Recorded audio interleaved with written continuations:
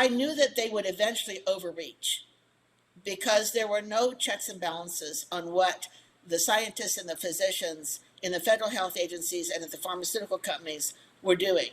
And literally every vaccine that has been created by pharma and recommended for children has been eventually mandated in the states for school entry.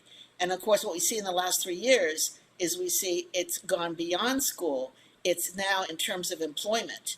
And that certainly at the federal level, the current administration tried to have a federal vaccine mandate that would affect your right to be employed in those corporations that had over, I think it was 300 employees, would have to require the vaccination. That failed in the courts, but still there was an attempt to do it. So everything has changed as a result of this vaccine. This vaccine is not a vaccine in traditional sense. I call it a cell disruptor biological product. And it was never designed actually to prevent infection and transmission.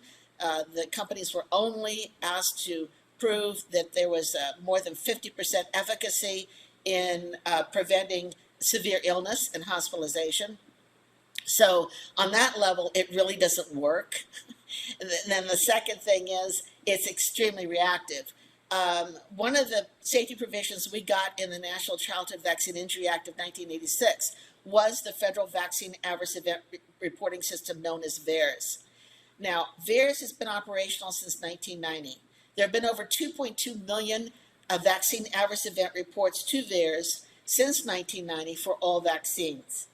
For COVID vaccine, it's over 1.4 million adverse events that have been reported after that vaccine. Most of it, the mRNA COVID vaccines that are manufactured by Pfizer and Moderna, but Pfizer has market share.